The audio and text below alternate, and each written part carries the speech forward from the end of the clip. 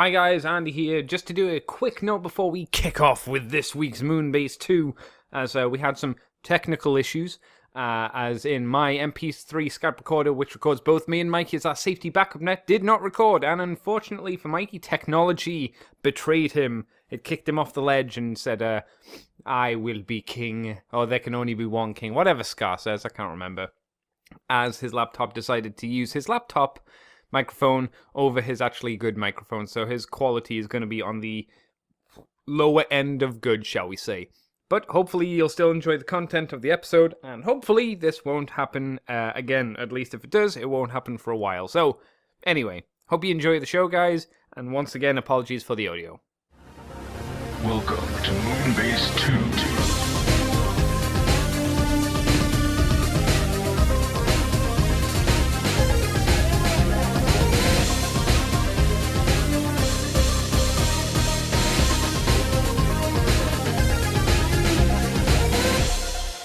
Hello, everybody, and welcome to the Moonbase 2 podcast. My name's Andy, Corporate Commander at DFW, and I'm joined this week by the... what do I have on hand that I can look at and associate? The Dice of Truth, rolling sixes. It's Mikey G. Wolfie 3. Hello, Mikey. Snake Eyes is dead. He's also a girl now in the comics? Is that still a thing? I didn't know there was that. Like, I know Storm Shadow was a girl. I didn't realize they did a girl Snake Eyes. Yeah, I think they had a girl Snake Eyes in the IDW comics, either at some point or now. I don't know which, because I don't read those comics. Well, those, like, the main IDW comic is dead. Okay. But there's the... G.I. Joe comic has introduced a new female Snake Eyes in 2017. Hey! This was during... Oh, this is in the Real American Hero, Okay. which I think is still ongoing. But, yeah, apparently That's the non-Larry Hammer one, isn't it? No, it is the Larry Hama one. Oh, that's the... Okay. Apparently Snake Eyes and Serpentor fell down a hole. And thus a woman was born. Yeah, and... That's not how birth works, Mikey. Weirdly more like she should be in, like, a Punisher comic. But that might just be the art they're using. And the fact that her visor is tinted blood red. And you can see her mouth. No, there was no need for that. There's no need for that. You don't need to see her mouth. No. You just don't. Anyway, weird stuff. Comics. G.I. Joe. Things that we're not here to talk about and probably won't ever again. We're here, Mr. Mikey, to talk about Transformers this week. No crappy news, as far as I'm aware. Oh, before we continue. Oh? I have to show you this panel. I can't tell if this is trying to be funny or not. Is this a G.I. Joe panel? This is the G.I. Joe panel. Okay, send it over. Let's let us judge it with mine own eyes. So this is her presumably the first time she put on her outfit. Girl Snake Eyes. Girl Snake Eyes. Okay. I'll wait for that. There's the link. Okay, yes. She doesn't look exactly like a... Yeah, just read the Eyes. bubbles. Okay, I'm going to have to wait until it decides to open up. Oh, it's actually opening. Here's the bubbles. It fits perfectly. How do I look?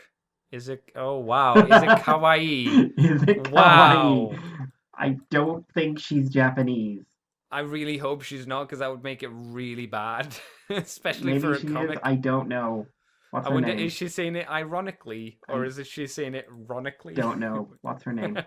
She's living in Springfield. Maybe her name. Dawn Moreno. No. Well. Maybe. Either. She was playing Cobra Ball. Cobra Ball. I think it's like lacrosse with a Cobra Ball. Not with a cobra shaped into a ball. No. A live cobra. Well, I don't know. I've never read this book. I don't know if it's any good, but she wanted to know if it was kawaii.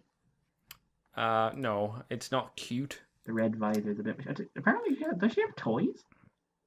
She'd be the only G.I. Joe in the world who has toys. Oh, wait. I don't know. I've no idea. Mr. Mikey. Yes. We have custom news to talk about this week. Do we? We do. We're going to kick off with Shockwave Labs, who seems to be taking up a slight mantle of Dr. Wu, the Fiendish Doctor. As they are showing off the SL32, Shockwave Lab 32, weapon kit for Beast Wars, Transmetal, Cheeto, and Rat Trap. the original boys, not any kind of new fancy third-party update or anything like that.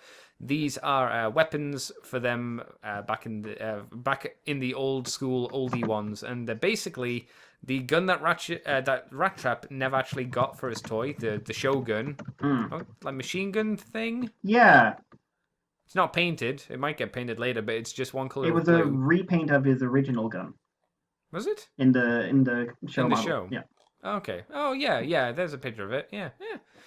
It's missing a load of painted detail, which may or may not be painted on. I don't know. And then you have a straight version of Transmetal 1 Cheeto's tail with the little, hook, pointy bit on the end of it. Because if I remember, the tail that he came with, his weapon tail, was curved, wasn't it? Yeah. So if you wanted a straightened out version for whacking people with, you've got this one. There's no price on these just yet that I can see, or a release date. Mikey, can you see any of those things that I cannot? No. No, but I can't imagine this would be an expensive set. I'd hope not. Very niche. What do you think of them, Mikey? Because they're simple, basic little upgrade sets. I am very confused. Why are you confused, Mikey? I think this might be first. I've never seen this kind, we're doing a third-party add-on. We're doing a third-party add-on for existing figures. We're doing a third-party add-on for existing figures from the mid-90s. Yes, that's weirder. A lot weirder. We're doing third-party add-ons for figures from the mid-90s that are two of the Transmetal figures from one of the more contentious periods of the line. That's true. I'm very confused. And we're doing it out of translucent plastic that we've painted. Except not all. What do you mean, not all? Well, the handles aren't painted, for instance. Oh, right, that's what you mean. Okay, yeah. This is weird. It is odd. This is very weird. I'm not against it. It's a strange time to do it, though. Well, yeah, there's been no new figure. There's been no link at all made of any shape or form. It's just random ass.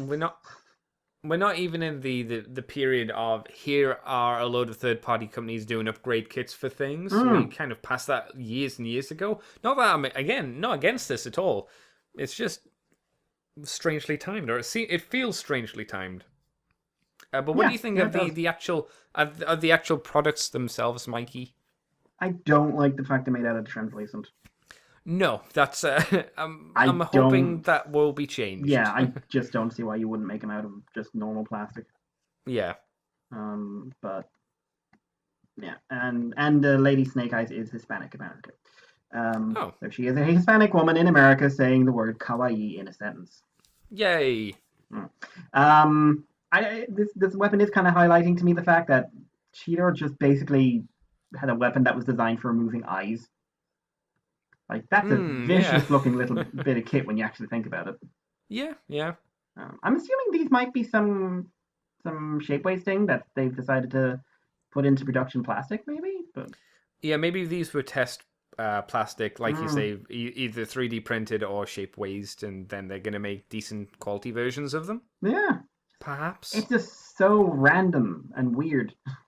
Yeah, I will say that it's nice that Rat Trap has a weapon, because wasn't his only weapon his tail, which he held in his hand, which that was crap. It was a whip, wasn't it? Did it move? It was meant to be. Yeah, it had multiple joints in it. It could bend quite a lot, but it's he never used it in the show, so it was always kind of random. And I always held this against the figure that the backpack never turned around.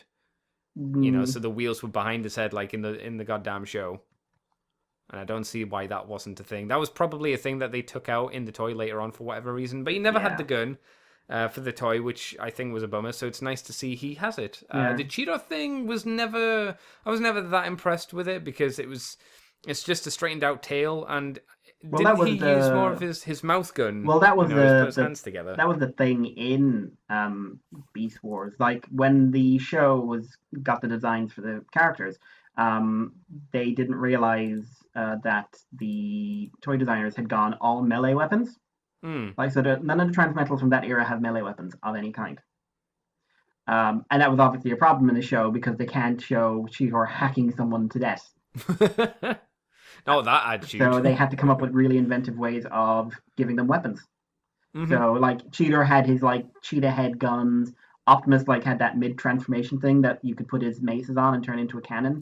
Oh, that's right. Yes, because they totally weren't meant to be just a here. Let me just twonk you with these maces. Yeah. 'Cause, did he ever do that in the show? I don't think he did. He didn't tonk much. He shot a lot. Yeah, oh, he definitely shot a lot. Megatron obviously had the tail, Mhm. and so on and so Which on. was a But gun. Rat Trap, there was nothing about the toy that you could turn into a gun. No, So they just gave him the gun from the original model. that makes sense. So that's all of this is just making it weirder to me. It's odd. Hey, if you're into this, cool. I hope they're not too expensive. I hope, like Mikey said, they're not translucent when they fully come out. Nice little upgrade set. I don't think I have anything else to say on that. Do you, Mr. Mikey? Not really. Then I want you, Mr. Mikey, to tell me about something with a lot more girth and a lot more heft to it. Yeah. Wasty in the hand, if you would. So we have prototype images of Mastermind Creations R-42, the 42nd figure in the very formatted line. D-Zef, which is their semi-IDW styled Dezarus. So his head very much IDW, body and wings not so much. He is confirmed to come with I would say the tiger breast, but it's a little bit more like what if the tiger breast met a xenomorph. I mean, that the design for that thing was always a bit weird, at least for the toy version. Yeah, it's a little monster head. You know, we had some pictures of a turnaround from like Dime Chalk and things, but I see you're just after sending me. Is that a fully colored one? Yeah, I don't. These are from batches? Dime Chalk as well.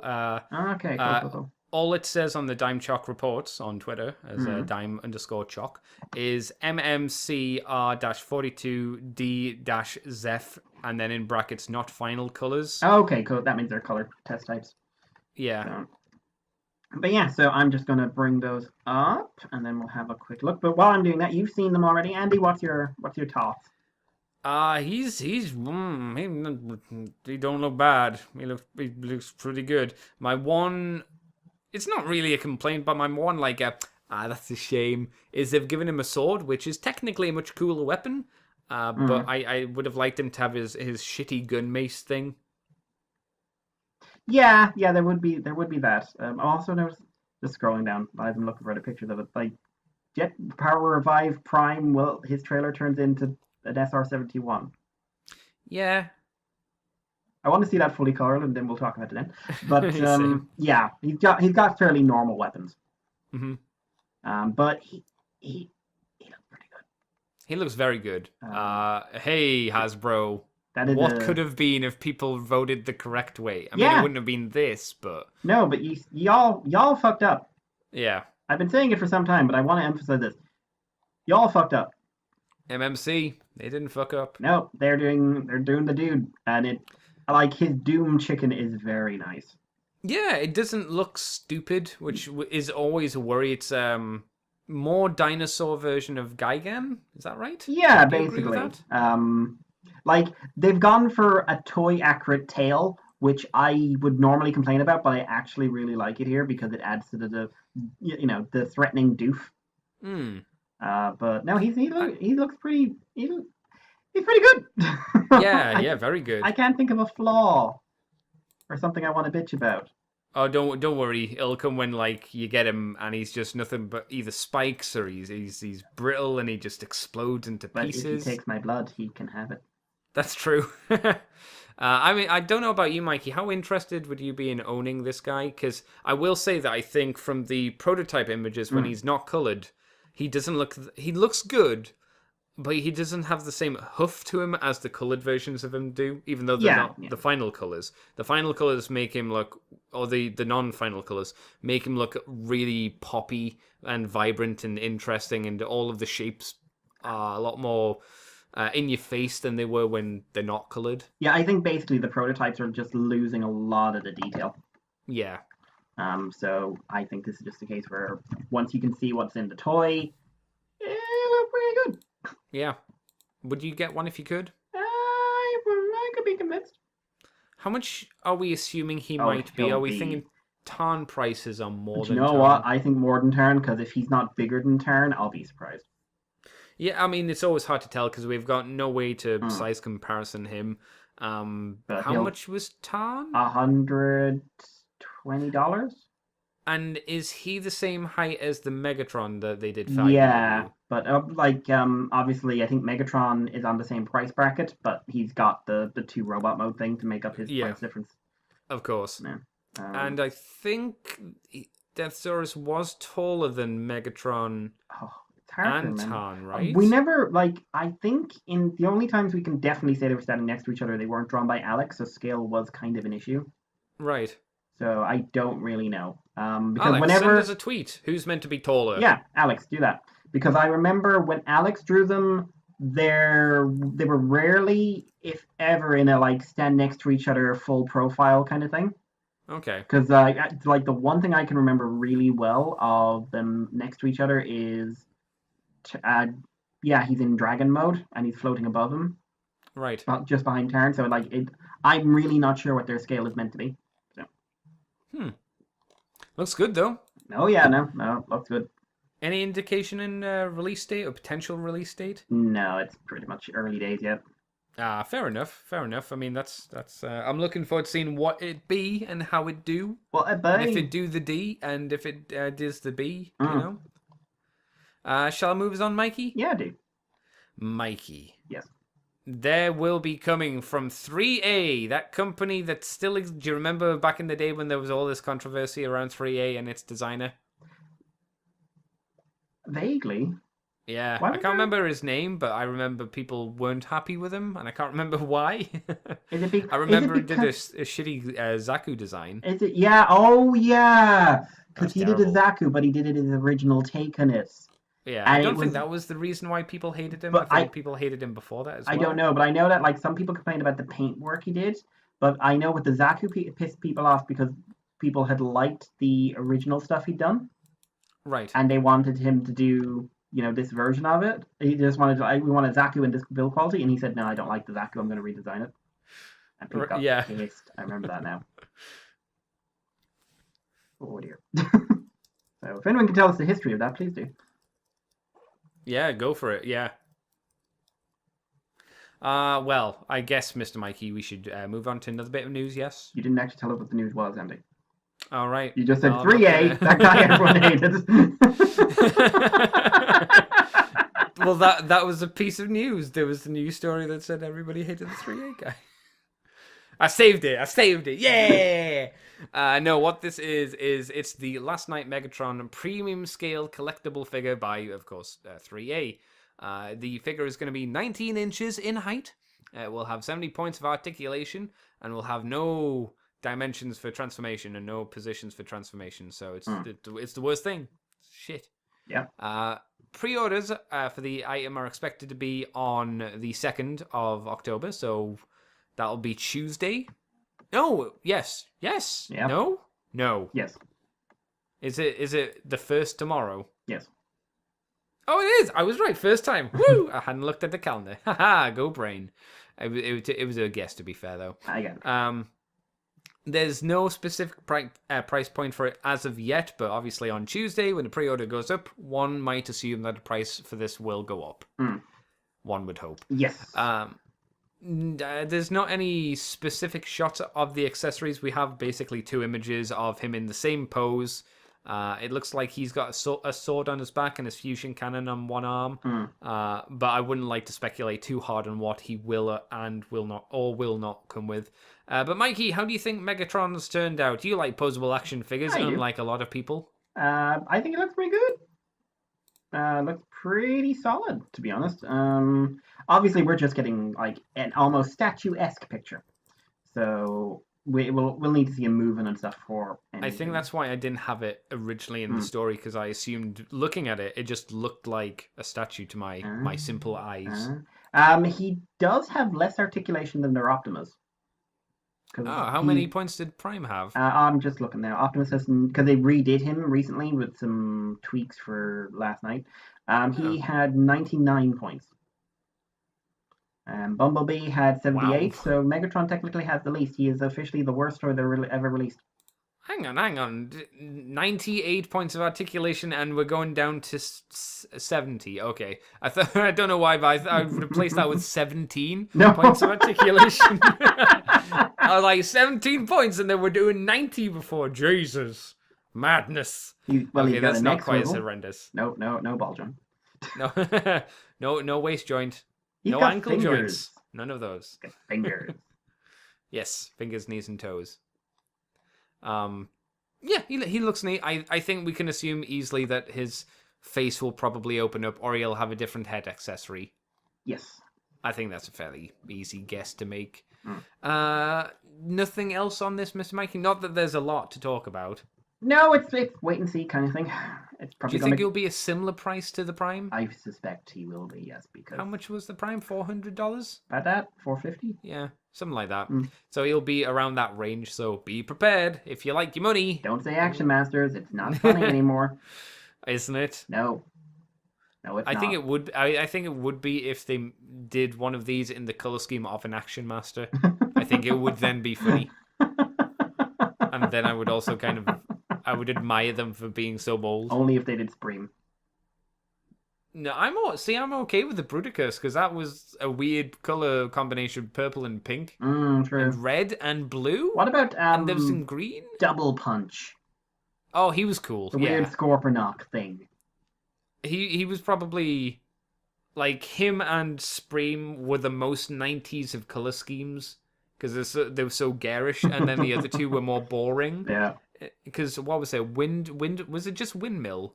Was that Oh the my other god! one? I know, I can picture him in my head, but I can't remember his name. Yeah, I think it was a Windmill. He was just like standard 90s blue, and then some bits bobbed about on it. He was boring. Boring. Never mind though. Mikey. Yes. Why is some people sad? Why are some people disappointed? Not disappointed, but definitely sad for their wallets. Well, because their wallets are having some sort of like fluid ejaculation.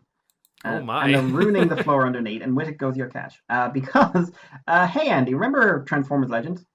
Yeah, it's over. Yeah, it died, and we will never get original takes on any molds that existed ever again.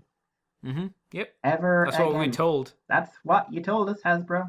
That's what you told us, Car, because it's line unity and line continuation. And then apparently someone at Takara like knocked out that Hasbro rep that was telling all this, dragged him into a cupboard, and has just sort of locked him in there, and is just like motioning everyone else to the design tables, because I can honestly say I never saw this coming. I don't think I'd have seen this coming if we knew they were going to do new guys.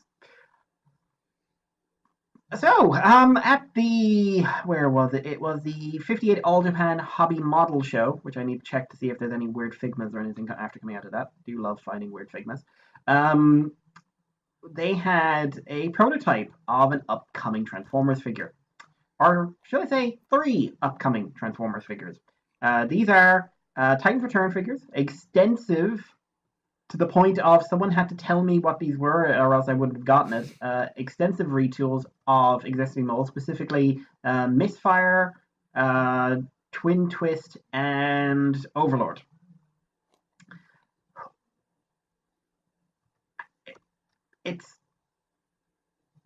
So this is big powered, and I hear you. Why am I going a bit over that? Because many of you don't know what that is, and I wouldn't blame you. Would you blame them? I might blame them, to be honest, but I'm a bad person. What if I said powered masters? All 3 of them. All 3 of them. We're getting... Actually, was Grandis a powered master? No, that was just a fat guy. Oh. Yeah. So, for anyone who doesn't know, the powered masters include Roadfire, Sonic Bomber, and most significantly of all, Dai Atlus. We are getting a leader-sized Dai Atlus. Woo! And they combine into their weird mode thing.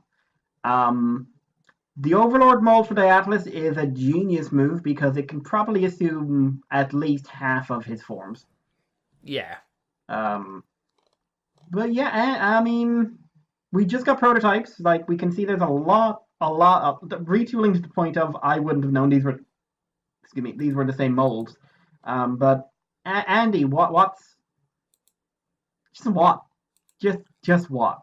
Super interesting. It didn't take me too much time to figure it out, to be honest, because I looked at the top one and went, "Is that top spin?"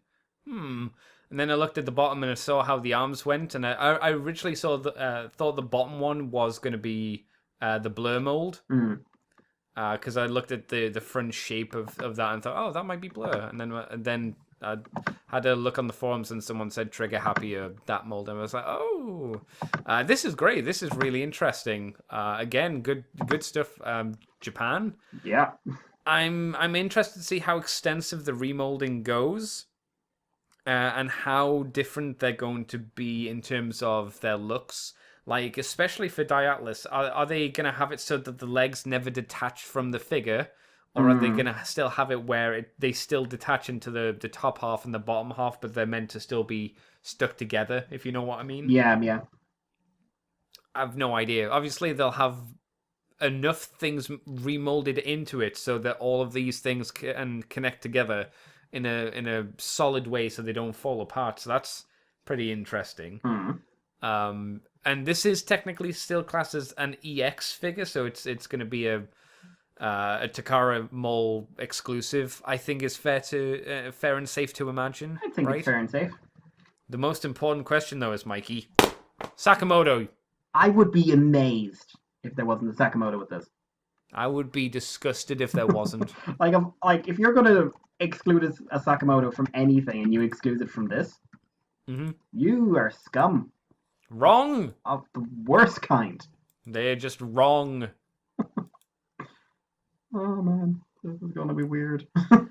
I wonder when we're gonna see either prototype images of them in their individual vehicle modes and robot modes, or when we're going to see colored versions of them, because I think it's more than likely that we'll see the individual prototype robot modes before we see the color ones. I would assume. I think that's fairly safe to guess.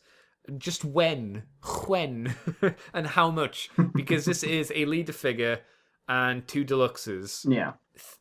I think again, it seems like they're going to be coming as a pack. So, how much is that going to cost? Especially being an exclusive. What do you think? I don't know. I don't even want to try and 150? Oh my god. Pounds, I mean. I think if you'll be lucky if it's that, in my opinion. Because I'm trying to remember what they sold the Combiner Wars figures for. Yeah. And I don't know if they would be priced similar to the Takara Mall exclusive Combiner Wars sets, since there's technically less figures in, but there might be more remolding. I don't know if they boost it up because of the more potentially more remolding. I mean, I don't know. I can't make predictions on this one. This is probably one of the most ambitious things they've done. Like, this is more ambition than them doing original figures. Yeah. Just how much work is going to have to go into this. Yeah. I can't predict. It will break your wallet, and I hope this isn't another God Bomber, like where we all got excited and it turned out the figure itself was kind of jank. Yeah, I mean, God Bomber was definitely disappointing, but I guess the way you don't rationalize why it was bad, but you understand why it potentially fell through on hitting the marks is because it did have to do a lot of stuff. A lot. You had to ask it to be a trailer. You had to ask it to be a posable robot, which I think was difficult in itself. And then you also had to make it so it was decently proportioned armor. All these things are things that contribute against it. So I suppose you could argue that with this big powered convoy, they need to all be individual robots and have the individual vehicle modes, which is the easiest part. But then you've got to have them all joined together. So that might affect the vehicle mode combined form, but I would hope wouldn't affect the robot modes. If you see what I'm saying. Yeah. I'm gonna keep an eye on this one. Certainly, yeah, same. Because I'd like one, but then again, I'm gonna be sitting here twiddling my thumbs, going, "Well, what about the breast force? Where's Lio Kaiser? You really have no excuse anymore, guys. You don't because you don't need to remold the figures. If you want to save some money, you can just release at least 4 of them, and all you need to do is get, as we've said before, and as we've seen people who do customs do, get the Windblade figure or the Starscream and just repurpose it. Yeah. Not much. Yeah. And it would be nice to have them. Though it would also be nice to see them with the breasts as well. Oh, yeah. Yeah. I'm not saying that's super necessary because it's more the characters. The chest things were never a huge part of the figures or the characters, if I remember. Andy wants breasts, but is not necessarily demanding them from you.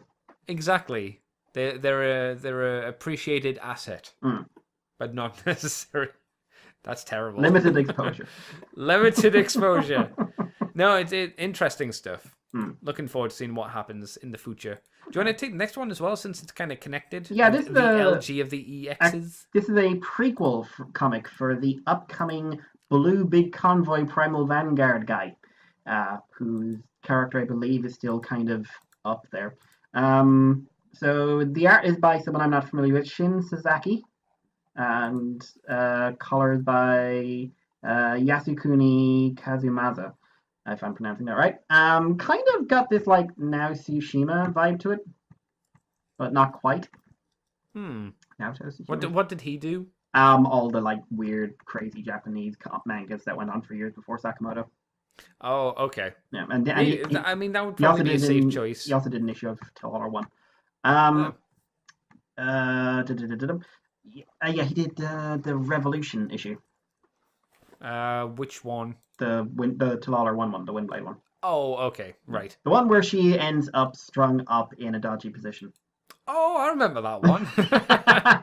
Now it all clicks. Yeah, but yeah, she's kissed or something by a tortured holographic alien? She's a hologram, but they found out how to torture her through her hologram, so naturally they string her up in a pose. Lewd pose. Basically, yeah. The pose that Tumblr had been drawing her in for a long time. I see. So what you're saying is he copied. Yeah. But he cleaned it up. He plagiarized. So he made it safe for work. Yeah. Always have safe search on, guys. Always have safe. That's if you draw that, fair play. But you all have to have safe search. I don't know where this is going because I'm starting to get sniffles because they have the heating on. No. So, quick overview of what's going on in the comic. Straxus is being attacked by incorporeal enemies. At this time, Straxus is working for the Primal Vanguard for some reason. He decides that the Matrix is the only thing that can defeat them, and he appears to be under attack from Thunderwing, False Convoy or Reverse Convoy, and the TFCC Heatwave character, who was one of the core components for Nexus Maximus. And he will never be Nexus Prime for me. He will always be Nexus Maximus, because that's hilarious. But before Straxus is murdered, his leader arrives and slashes through his enemy with a Matrix sword, joking that Straxus' pompous attitude is nowhere to be found. And then gives Straxus the sword, revealing his body is fused with Matrix energy, which is why he's blue, thanks to the Alpha Matrix. And then he just sort of heroes his way through them. He declares himself as Blue, the Matrix-chosen Great Commander, the Big Convoy of the Primus Vanguard. I don't know if that means he is Big Convoy or if he's like their equivalent. The ghosts fade away after being shot by the Blue Pèlerinage, which is his gun. What? That's his attack. Of course. But then they say, "Ooh, they're retreating in the face of the Blue Apostle, and they return when the seven are divided." Straxus realized the attackers were specters mentioned by the Vanguard's previous leader, Brights. Combining the Alpha Matrix and Matrix Sword into a beacon to summon their comrades, Convoy simply responds that he doesn't care who they are, no matter the enemy, the Primal Vanguard will deal with them. And he seems to summon repainted versions of Sentinel Prime. I'd say Noise Maze is in there. One? Sideways, that one. And one Sentinel Prime in shuttle mode, one Sentinel Prime in train mode. Is it? I think so.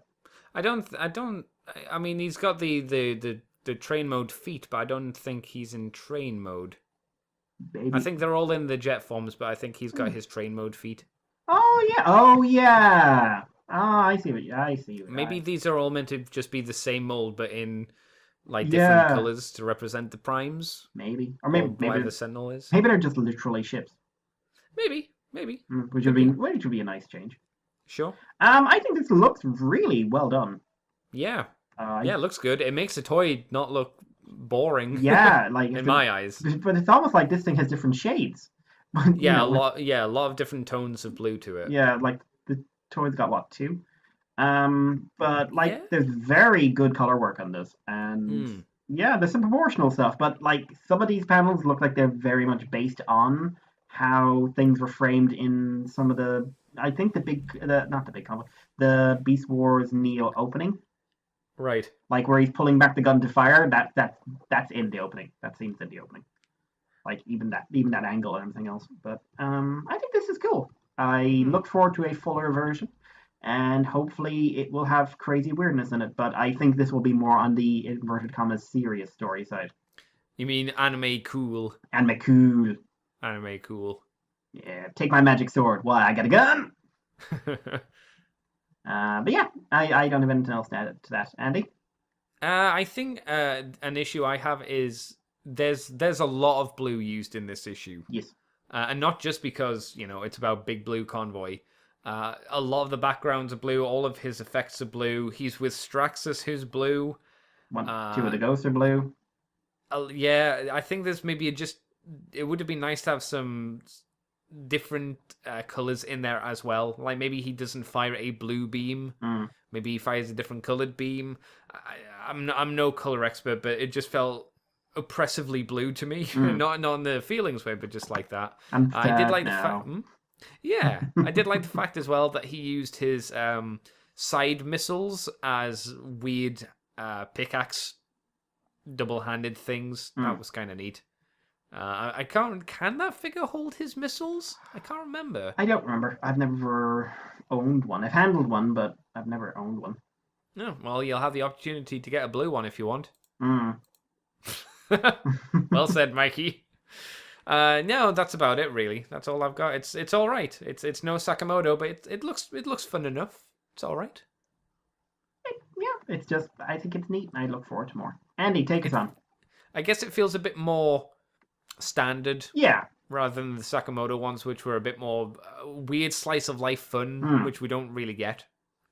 But yeah, I'll take us on to Generations War for Cybertron Siege. New listings including a Voyager Soundwave, Springer, underline that a few more times, Starscream and Thundercracker.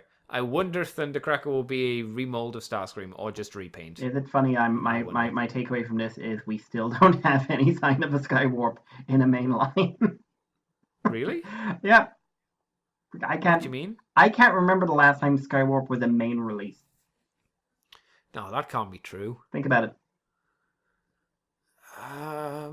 I will bring up Skywarp's wiki page and I will go through it and we will see. Has he all been exclusives? Like when they bring him out? I think he really genuinely has. So, Generation 1 Skywarp, and we're not including like Cyberverse or RID or anything like that. Just go from the last three lines, the last three new lines. Okay, we don't need to go through all of this stuff. Merch. That's cool merch, but merch nonetheless. That's okay. So let's see. He's got like his bottom toy, Q Transformers. What? Yeah. What? That was his last figure that came out. Yeah, in 2015, and it was a repaint after Starscream and Thundercracker and Jetfire.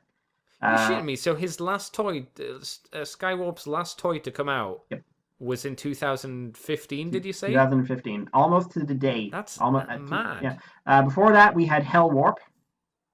Oh yeah, he was neat. Yeah, but again, exclusive release. That's true. And a repaint of a shark. Yes. Skywarp 2014 Legion class Skywarp repaint of Starscream, originally created for the Generations GDO line. Wow, that is mad. Okay, well, yeah, I guess you're right, Mikey. Maybe expect Skywarp for an exclusive. 20. Oh, right. I hate how they organize this. 2016, there was a repaint of Generations Leader class Skywarp into Leader class Thundercracker into Skywarp. Right. Limited release. 2015, there was a Combiner Wars one. Part of Trillion 30. Thundercracker came first. Thrilling 30, 2014, Skywarp. Repaint of Thundercracker. Yeah, the Combiner Wars one was not an exclusive. He just sold poorly. Okay. But basically, Thundercracker and Starscream get way more public official toys. Weird. I wonder why that is. Don't know. Yeah. Anyway, like I say, that we've got new figures. A lot of Voyagers. These have all been listed as Voyagers, like I said. So, we've also got, together with the Battle Masters, in brackets Target Masters, Calibers, which we know about from what I remember, Smashdown, which I can't remember which one that is. Petrexdon. Tyraxodon. That's the one. There we go. Stupid peas. Your guess is as good as ours on the last two. Okay, so no one knows what that is. As well as further confirmation of a Leader Shockwave, which we know about already. Yeah. A Voyager Megatron, which we know about. And the Flywheels, which I think we've talked about as well. There's also apparently listings for a Deluxe Class 6 gun, which I'm not shocked by since we're getting... what's his name? Cog? Yeah. Cog. Yeah. That one, the Fort Max dude. So this is Metroplex's weird, bizarre extra robot guy. Yeah. As in quotations they have here, dude made out of guns, which he was. He was terrible. He was terrible. He looked ridiculous. But Mikey, it sounds like we are at least finally getting some more information on Decepticons coming out for the line, and Springer, which could or could not be good. Yeah, it depends how they do them, because the last Springer they did was very good. Very good, but this will be G1 Springer. This will be the G1iest of Springers. Yes. So be prepared for that, people. I'm sure many of you are excited by the very word. This is cool. Like, it's a good listing. I mean, it's still funny because Skywarp, but it is very safe choices, though. Yeah, but it's choices that you're not shocked to see. To be fair, this entire line is a series of safe choices. What do you mean? They put in Hound? Yeah, oh good. They put Hound and Chromia in. He was going to be a leader, Mikey. Yeah, he was. Can you imagine if that toy got redone into an SDCC exclusive with a throne? What, Hound? Yeah. Oh, that'd be great. Yeah. Next year's SDCC exclusive, Hound retakes the throne. No, I'm curious. Like, they're just names at the moment, and hopefully New York Comic Con will reveal a bit more about them. Yeah. But yeah, keep an eye out. Yeah, agreed. How long? It can't be too long till New York Comic Con, right? Yeah. Okay. So maybe we'll find out next week at some point. And see some of these figures, because I'd hope to see some Decepticons finally. Feels like a long time. I mean, kind of need to be at this stage. It's still very odd how they're marketing those. It has been. It has been an odd choice, but hey, neither of us are in marketing, so maybe they know better than we do. I would say maybe they don't. I would say historically they've proven they have not. Well, Mikey, do you want to take us over to a bit of weird news? A bit strange. A bit of weird news. So Hasbro apparently entered a partnership a while back with a Chinese retail giant called Jingdong. So this apparently has been extended to focus on movie Bumblebee figures, right? Okay. So they're going to be kind of the local distributor. But Hasbro's decided to celebrate this partnership with a Jingdong retailer exclusive figure, which is a red repaint of Age of Extinction Galvatron with a fair bit of remolding, new head, new chest, new paintwork, a small dog, called JD Red Knight. This comes with a short video advertising it. It's got Lockdown and Bumblebee fighting. Optimus and JD show up. That's a weird sentence to say. And they help Bumblebee beat Lockdown, but it's weird. I'm assuming the little dog thing is like Jingdong's mascot. Probably. Yeah, but I think that's safe to assume. Yeah. Andy, what are your thoughts on this little red truck man? Well, it's based on a mold that I don't particularly like. Mm. And it's very red and unpainted. It seems unpainted anyway. Yeah, it's very red. It all kind of it doesn't stand out to me. I thought like when you sent me the story earlier tonight, I thought it was a KO because it looks kind of like a KO because it's all just two colors. It is just solid red and bits of black here and there. It's got a weirdly shaped head that doesn't look like a Transformer design. So it's is this going to be sought after? I don't People know. going to want I don't this? know. It does kind of highlight a lot of details that are really hard to find on the Galvatron because of all the grey. That's true. Like how sad his truck face looks. Yeah. Oh, yeah. There it is. And also, we have a bio. Oh, okay. What's his bio say? When the Autobots need backup, this bot delivers. What else it say? Okay. 15 steps. Oh. That truck I'm face. actually... I did notice that there is a massive white gap underneath there, so I'm assuming that's going to be in 4 or 5 other countries' languages. I don't think so, because this is Chinese exclusive.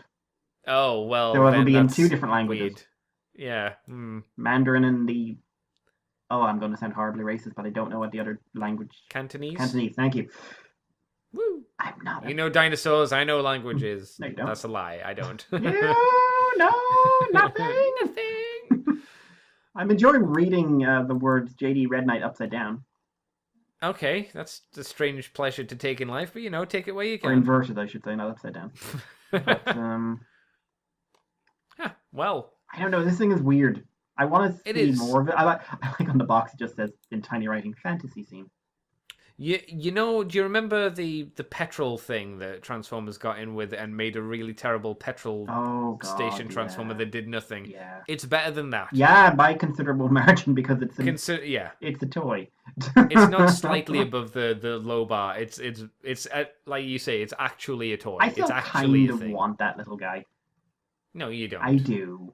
I'm sure someone could sell you one. Yeah, I'll buy him for $5. I think that might be paying too much for it. Because it does nothing. But here's a question then, because this seems to be a similar figure to... Do you remember the... what was it? Was it the Chevy from the first movie? Swerve. Was it a Chevy? Swerve. Yeah. That was an original mold. Yeah, exactly. That was a weird... but that had that bizarre release, didn't it? Like, you had to go for a test drive...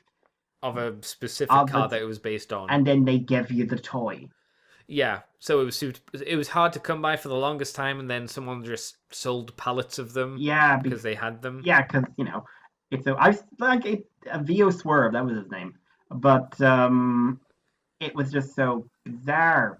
So what weird. they have in common though? They were both colored just red and black, and nothing else. Yeah, I've seen one review of that toy, and I don't think it looked very good.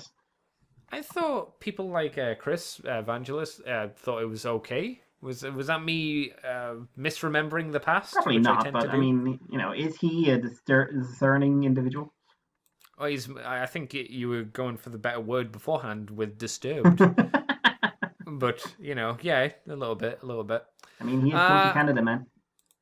That is his title. It's on his birth certificate. Mikey, we talked about the pre-trailer trailers for this trailer, which we can talk about now. Is there a trailer? No, it's not. There are multiple trailers to talk about. Trailer. We finally got the Bumblebee trailer. Once again, hit that like button for every time we say trailer. We got 2. We had the international version, which really strongly seemed to have John Bailey in it. That was John Bailey. That's inarguably John Bailey. And if anyone, even John Bailey, says otherwise, then you, sir, are a liar.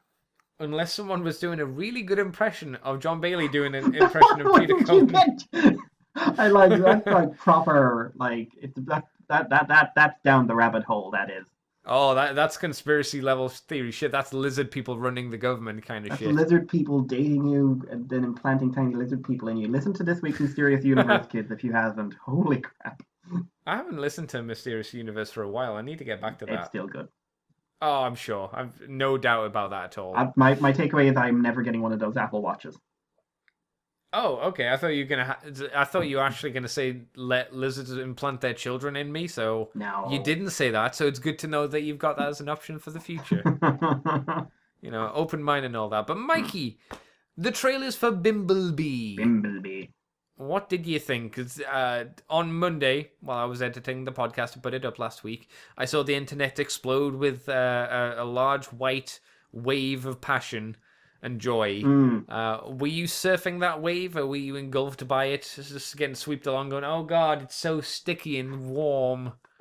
I was watching a lot of reaction videos on Monday. Okay.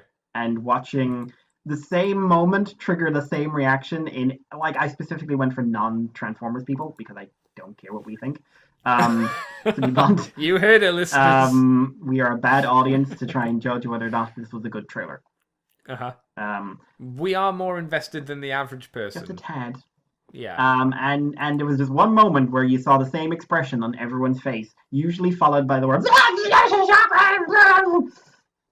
and then Prime and Soundwave would show up and people would just lose their marbles. Yeah. And I hope no one's listening to me make those noises. So we get a lot of G1-esque designs on the Cybertron stuff. So what we got: Shockwave, Soundwave, Ravage, Optimus, and according to a bunch of really tiny screen caps, we got a bunch of Seekers, including one that's it's a cone head, but the cone is behind the head. Yep. Thundercracker is in there. And apparently, like, according to tiny screen grabs, Ironhide, RC, and Wheeljack were all spotted. Really? I saw the one of RC, and I will believe that's RC because it's pink. Sure. Yeah, I that makes don't sense. know about the rest, but if RC is in this and she doesn't have two swords, fail. This is this is the one time you'll get away with, like, having a murdering RC. Like, take advantage of it. It might not, though, depending on what tone this is going for. That would be hilarious. Like, oh, this sweet, friendly movie where everyone's in love. In the background, stab, stab, stab. I like to kill. This is why you weren't allowed to go to Earth, RC. Bumblebee, you're my greatest friend. I'm wearing their skin. No. But yeah, so that did freak people out just a tad. It's gotten probably the most positive reception I can think a Transformers trailer has ever gotten. Because every single person beforehand is saying, like, I have had enough. I'm just done. I'm watching this because it's my job. And if they liked it, at the end of it, it was just like, IMAX, pay IMAX money. So the G1 stuff, I like it. I think it looks a ton better than the shards of metal that was the previous iteration. With no color, remember? Because remember on Cybertron and Bayverse, everything was just grey. Yes, everything was grey. There was literally no color on Cybertron at all. What I think the best thing I heard from someone was, like, he paused and said, like, I can tell who everyone is from this trailer. Whether I know the names or not, I can recognize them because those are distinctive shapes and they have distinctive colors. And as someone who hasn't kept up with Transformers, I'm seeing Soundwave, I'm seeing Shockwave, I'm seeing Optimus, I'm seeing the Jets. I'm very excited by that. People are seeing Ravage. People freaked out about Ravage. And like one person said, but it looks like Ravage, the Ravage I saw when I was a child. And that is something, like, Transformers fans are trying to go, like, oh no, this won't translate, blah blah blah, if they're into the live action movie side, or they're going like, oh my god, G1, if they're on the G1 side. The normal everyday person can now identify who each of these robots are based purely on silhouette and color. It's almost like that's how Transformers has worked since it was created. Yeah, but no, Andy, we need to have them explode into metal and have camera angles that are in your face. And I can't feel. Mr. Bear, I can't breathe. No, Mr. Bear, the camera's in your face. Oh God! No. That was Shia LaBeouf. But I don't want to talk about all the G1-ness. I want to do something I've never done before and talk about the filming and camera style in this trailer. Oh, look at you. Because I have to agree with several people, one of which is a filthy Canadian, that more than, like, the G1 callbacks is what makes this a trailer to give you that bit of hope that this could be a good movie. Because There are artistic choices made in this trailer in terms of where the kangaroo is, where the camera is, what angle we're doing, how things are framed. Someone paused and said, "How is the scene composition translating the message I am trying to get across?" One thing, like one easy thing, like when Bumblebee's with Charlie, he's always framed. You can see he's larger than her, but it's always framed in a gentle fashion. Very few of the shots are about him being taller than her. A lot of profile shots, a lot of very humanistic interactions. Yeah. In a Bay movie, those would be full-on intensity. Oh my god, this is drama. There would be stuff. a lot of up angles at the Transformers. A lot of emphasis on size and intimidation. There is a shot like that in this movie. It's when Bumblebee sees Charlie being pushed over and he loses his temper. And he's looming over John Cena. And that's what that tells me is that the director has an idea that those shots only work when there is a contrast. It's the Iron Giant moment, you know? Yeah. Because the Iron Giant, when he goes nuts and starts blowing stuff up, wouldn't have worked if every shot, when you saw him with Hogarth, it was always framed like a giant monster robot. It works when it's Superman. That kind of stuff, you know? Yes. Also, the action in this, steady cam throughout. Yeah, well, it didn't look like there was any shaky stuff. No. The Blitzwing Bumblebee fight, when he's sliding, like, I can tell who everyone is in this fight, not just because of the colors, because the camera is staying strong and steady. There's a scene where Bumblebee does a flip and tries to stab Blitzwing, and I can tell, again, very easy to follow with the eye. There are interesting shots like the one where Charlie and Bumblebee are reaching for each other and they're both lying on the ground. That's very well composed. One really nice one is when we've got the chase where Dropkick and Bumblebee are fighting and Charlie's running towards the camera. I've seen several people go, "Oh, Bay stuff." Watch how that scene plays out. There are no panning shots in this trailer. There's no close-in zooms because of how cool the special effects are. What this is happening is that we've got this big action in the background that's still very clear and visible, and we've got our central point, our central focus point where our eyes are supposed to be, which is Charlie, and we're following her. We're not having those panning shots away to show how cool the robots are and then cutting back to a human screaming or something like that. You can, to be blunt, you can see someone knew what they were doing, making, at least in terms of the filming of this. As much as editing, these trailers could lie as much as any other one. But you can tell someone had an idea of composition and scene structure. Yeah. And that is important because I've never, since the first movie, anytime someone has said Michael Bay is a good action director, I've always gotten this expression of, he likes blowing stuff up. He's good at action for cars. What he originally started with, and that was music videos where it's not that long, and it's not meant to be. It's meant to be over the top. Yeah, I don't think his style works for the movie like, 2-hour length. But the pinnacle of Transformers fight scenes. Go back and watch the forest fight. That is really badly put together. Like seriously, like we all have spent years. Rewatch it. Like there are trees in front. We can't see the action because of the trees. Camera angles constantly in close, constant cutting, like hard cuts to Shia. Your big action scene is your big action moment in the middle of the fight is a panning shot, except the panning shot dives away from the action to zoom in on Shia LaBeouf for diving back out.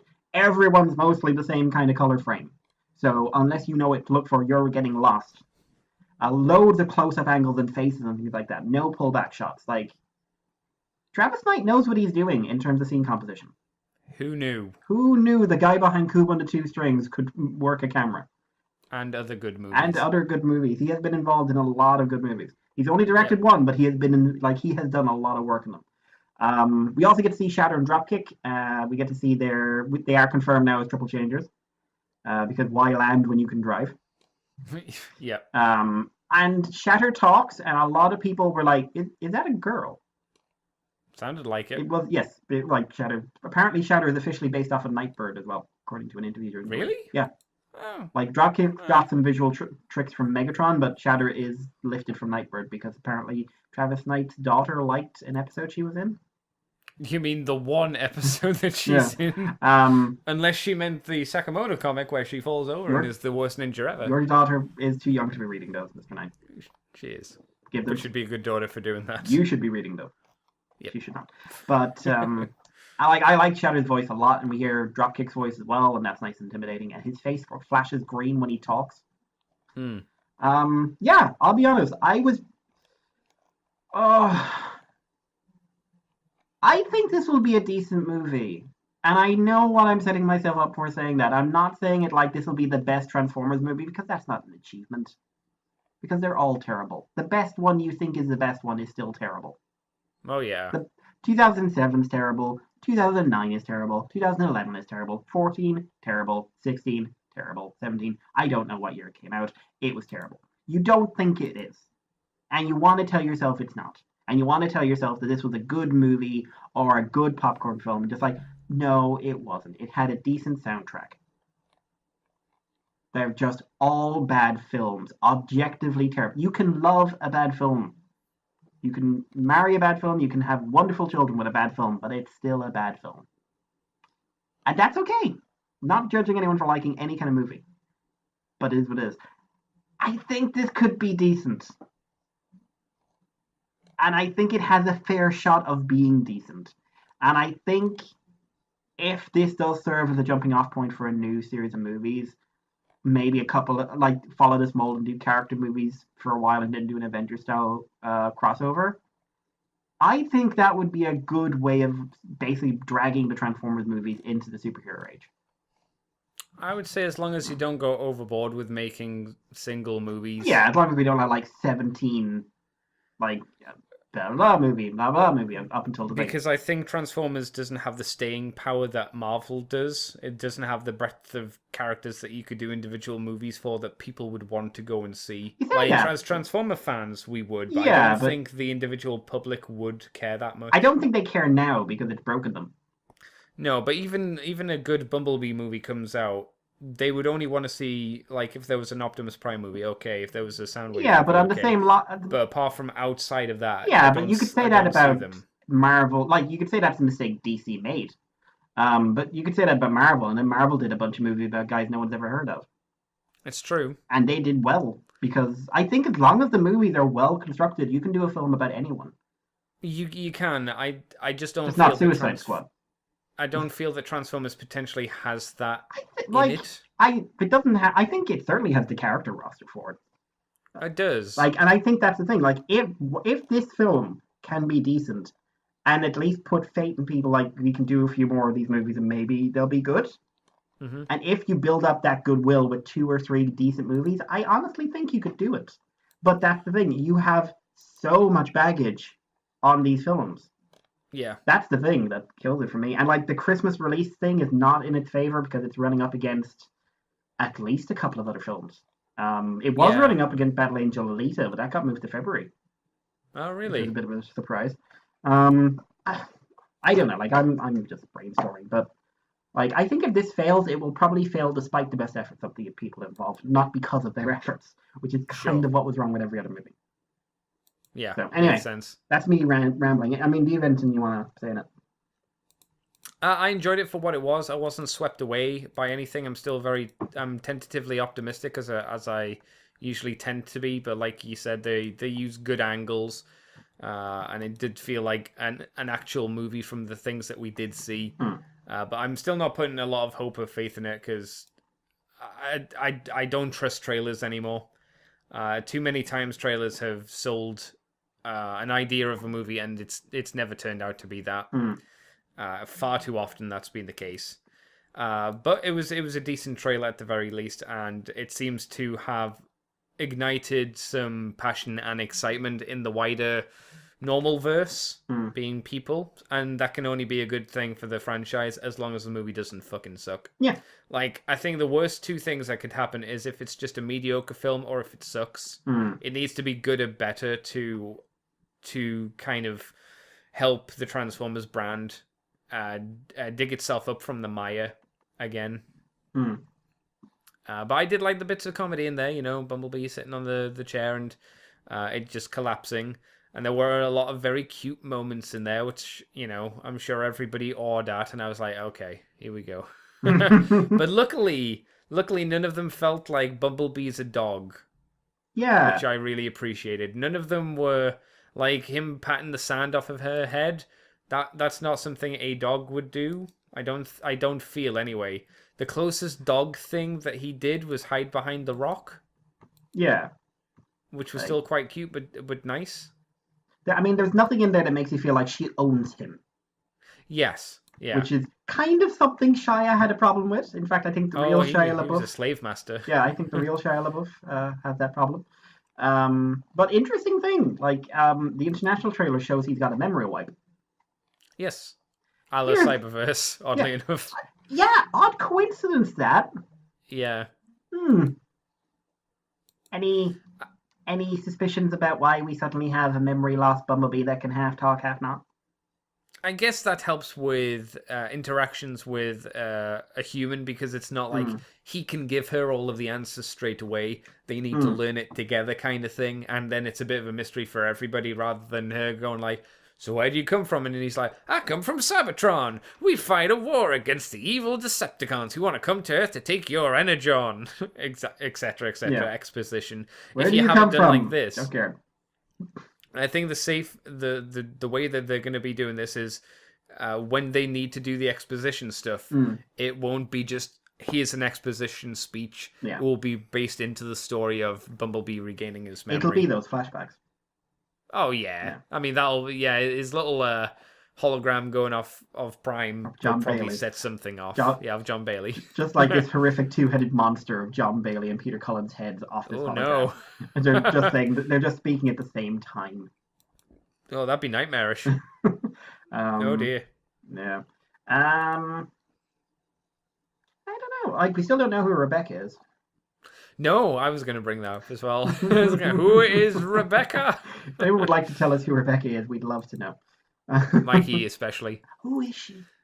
I'm just like, there was an interview as well, and apparently, like, Starscream was name dropped in it, which is good because a lot of people, like, there's a scene with Shockwave and he's pointing and Seekers are behind him, and like everyone's going like, "Oh man, we're getting Starscream as well as Blitzwing," and I'm just like,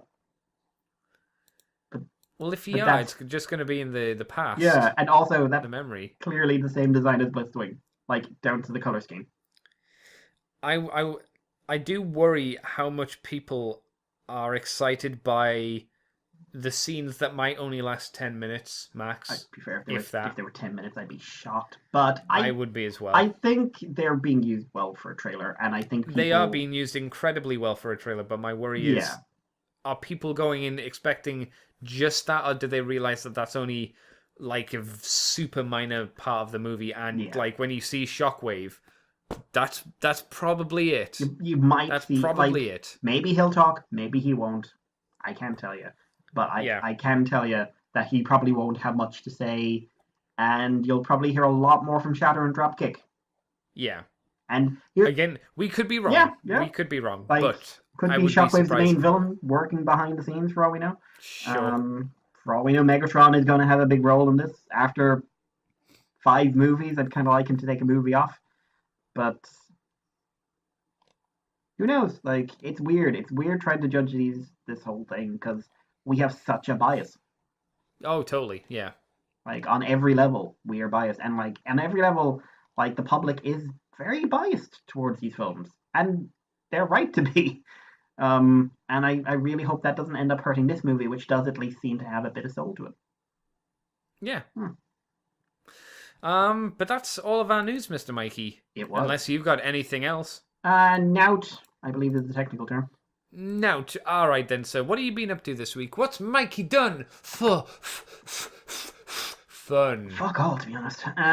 Lots of real world stuff. The car died, so we've been running around doing that pretty much. Did you put a gun to the back of its car head and shoot out its car brain over the car floor? Kind of, but now we're carless, so now it's. Oh no! There was a lot of just car-related nonsense all week, so I have. And you need that. You need that car especially from where you live, which is nowhere near anywhere that can help. Did you need? Did you need to call a guy to come out to get it? I'm guessing. Yes, we have a guy who comes out. Okay. But so in terms of like entertainment stuff, not a lot. Steins Gate Zero ended. I'm gonna have to watch it. No, because I haven't had time, but I'm gonna have to watch some Fate. but I'm going to have to do at least one of those this week. And I don't know which. Like, I don't think Fate will break me emotionally from the get-go. No, it won't. Steins Gate Zero will break me emotionally from the get-go. Okay. Like, I've never been afraid of a show before. Plus, I need to do a big catch-up on Persona 5. That just got lost in the ether. In terms of watching stuff, like, I didn't buy anything this week, but watching stuff, there's a couple of smallish things. Caught Zio, or I think it is Geo, actually.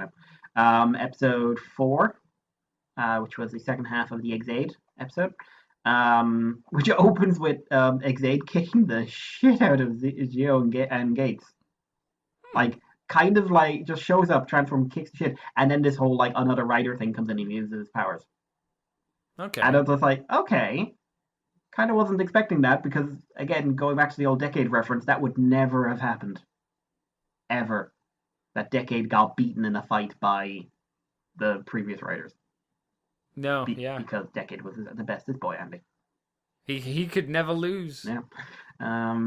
But, yeah, it's light-ish on story. M does have a fair bit to do in it. But, good.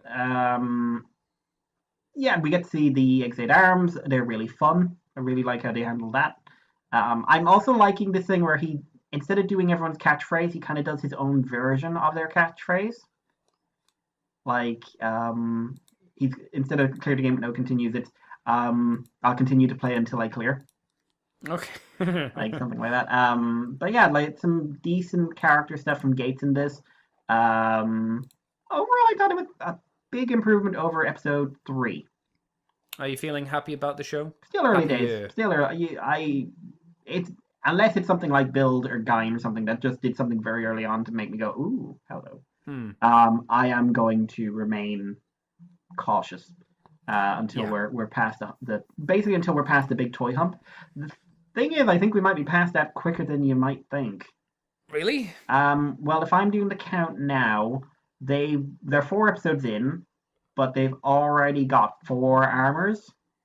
Right. Like, but they've only had 2 stories, you know? And that's not including the fact they've got the Cross medal as well, the Cross Ride Watch. And they're doing Forze next week, and apparently Fize is the week after that. Okay. So, if they keep this pace up, like, I don't know what they're going to do past episode 20. Yeah, I mean that's the thing. We always, with the Kamen Rider show, we always say that you got to wait until you get past 15, earliest 20, kind of latest before the story starts. Yeah, and this for the most part. I thought they were doing like 2 episodes per each Ride Watch, which made sense to me. Like, okay, you'll get to 40 episodes of stuff. Like, I don't know. Like, this means it could peter out just at the mid-season upgrades point, but. I don't know. I don't know how this is going to play out. But no, it's honestly like when you check it out kind of thing. I think you might get something out of it. I mean, I will, of course, I will, but not for the good few weeks, 11 more weeks. I guess because I think unless I come in here saying like everyone died, it's a Urabachi all over again. Because like you still have to catch up and Build, don't you? Yeah, I've still got to finish that off. You should finish Build. It's a good ending. I've started something else to watch though, which I'll talk about. It's a good ending. I managed to find some time to just sort of skim through a lot of the Devil May Cry promotional stuff. Oh yes. And ended up watching a couple of the episodes from the old anime. Oh. Which, you know what? Looking back now, that is the most Inoue show. Yeah. Because he's the writer. Yeah, that makes a lot of sense. Yeah. I didn't know who wrote it, but when you say it in a way, I'm like, from what I remember, which is not much, that makes sense. Yeah, I watched the dub as well, which I've never seen. They've got a really good dub cast. Did they have the same Dante for the game? They did. He had a pseudonym. Oh, okay. He did a pseudonym. But the problem is they're in an Inoue show. Well, so everything's restrained and talking at a little bit lower level and everything else. And it's except it's the Devil May Cry, and you can hear your man Ruben Langdon, his name is. You can hear him fighting to start being Dante. It doesn't come across as much if I remember the Japanese version, but in the English you can hear him straining under this like more restrained, never smiled version of the character. Yeah. And he's like, I want to say something weird. God, you're right. He didn't smile, did he? I forgot he didn't smile in the and anime. the action in that show, like, is a bit beige. Very up close. Very little action, actually. It was hard to watch, wasn't it? Just because it was kind of writing close. Yeah, So like am I the misremembering? animation studio was decent, but the animation direction for the action scenes was just messy. I've still got a lot of affection for it. Like, I like the the two original characters, Morrison and Paddy, and I'm kind of amazed Morrison is going to be in Devil May Cry 5. That's just what? He's in the game. Like, okay. If Patty shows up, I'll be happy. I liked her. She was weird. She was like, if I had a daughter, I'd like her to be kind of like Patty. Just like really weird and bossy. I've got a niece who'll probably turn out like that. So, Yay. but it's just like, I would love to see it done now where I think there'd be more confidence in the franchise in and of itself. Just let it be itself. And I hand it to a different animation studio, not Madhouse. Trigger would get the action scenes right. I don't know how to do anything else in the show. What about UFO? Guys that do Fate? Because they do very, very good animation. Yeah. Actually, who was it who did Ushio and Tora? Because they didn't have the craziest action, but they had some very good visuals. Madhouse. Was it Madhouse? I thought that was Madhouse. I could be wrong because you know what my memory's like. But basically, maybe it was just the animation. Oh no, that was Mappa. Oh, okay. Yeah. They did Ushio and Tora, you mean? Yeah. So basically, I'd like to see it with a different animation studio, and a different, not in a way. Like, I can't think of. Mappa used their they spun off of Madhouse. A lot of the creatives from there took over. That makes sense. But I would like to see it under the hands of someone who is not Toshiki in a way, because he is. He's a writer that he has a wheelhouse. Neither you or I appreciate. He has a wheelhouse. Yes, he has his fans. And he operates well enough in that wheelhouse. Yeah. But if you take him outside of that wheelhouse, he is not a comfortable bunny. Mm-hmm. And neither is anyone else. Mm. So, I mean, what? Actually, now I'm thinking about it. Like, Inoue, like, examples of Inoue, because he wrote Shogeki go Raigen, which everyone else loved and I thought was fairly good. He wrote Ushio Tora, but that's an adaptation, so he can't actually do anything to it. He wrote the Chaos Heads anime, that's again an adaptation. Because I don't know a lot of his anime work. Dragon Drive, oh, that makes sense. How in hell did he write Galaxy Angel? That must be an adaptation. Basically, I'm not a fan. He's kind of one of the reasons that Hibiki got fucked up. Also slightly terrifying. The director or the producer, I can't remember which, of Geo is the director / producer of the second half of Hibiki. Oh, generic. It's slightly terrifying when you think about it. Tad. Yeah. In a way. Anyway, I'm rambling. Andy, what are you up to this week? I started watching Steins Gate Zero. Oh, leave me be. And I'm like 4 episodes in, so I'm still very early on in. Is it a happy fun time? I'm kind of wondering what the point is. I think I know the general gist of the story just because I know how it ties into the main show. But yeah, I'm really concerned because I don't currently. I mean, this could all change very quickly, but currently I'm on episode 4 of 24 or something like that, or 22, and I don't know how they're going to stretch this premise out for that long. I think I know how I don't know what happens in it. Yeah. But I know the overview of it based off of other stuff, and I do know that there is a kickoff point.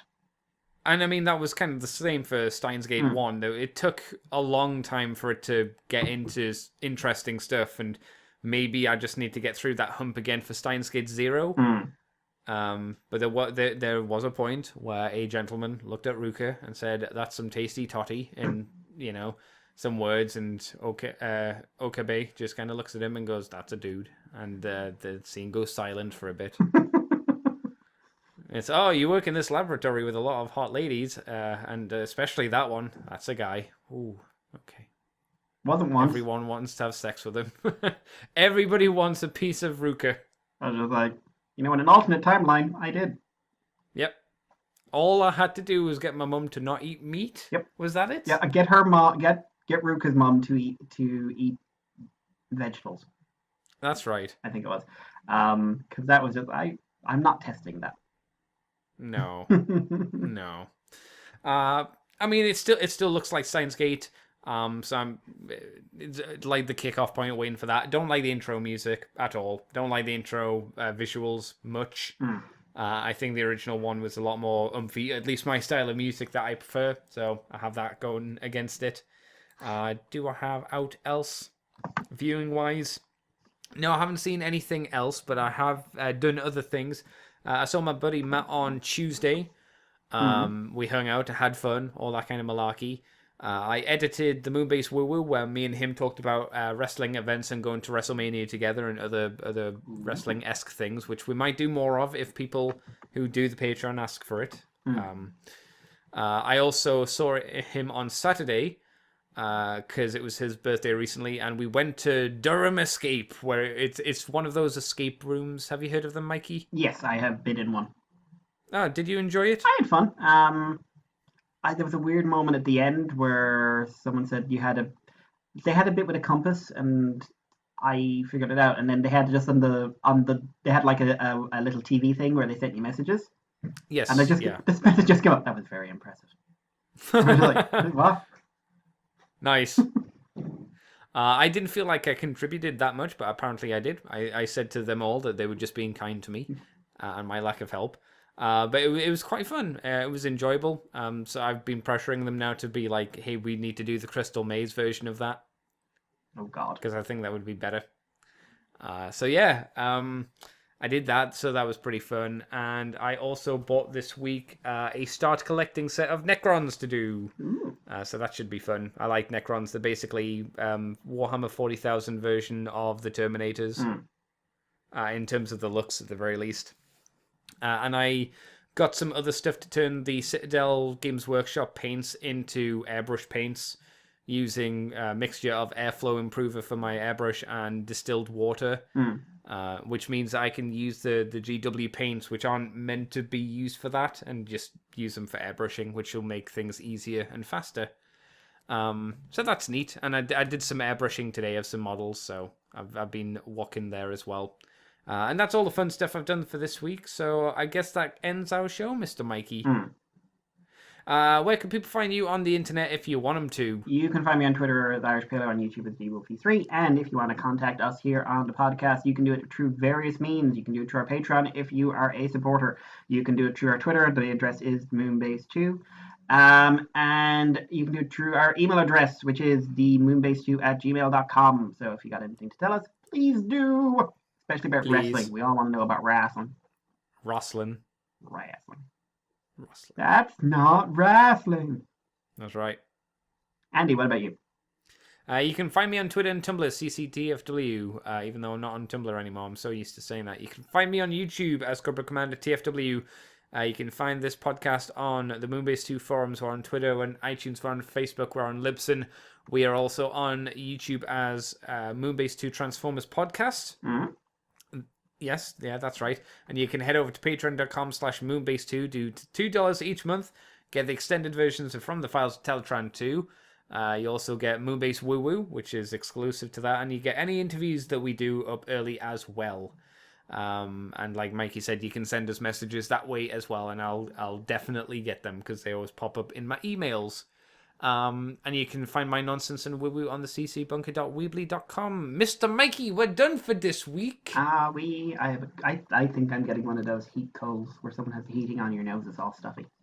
Oh, I hate them. I get really annoyed. It gets to that time of year where the heating is put on in the house far too high, and I'm always just running to the thermostat, turning it down. I'm very much the joke in Family Guy where someone touches the thermostat, and they're like, "Who touched the thermostat?" "Hey, Peter, someone touched the thermostat in your house. Did you know?" "Yeah, I knew. Don't worry, we got sorted." When you leave, when you're after you change it back and you're leaving, you just suddenly hear.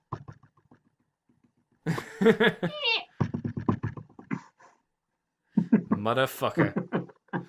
Well, I guess we will catch you next week then, everybody. As long as you don't touch my fucking thermostat. Fuck.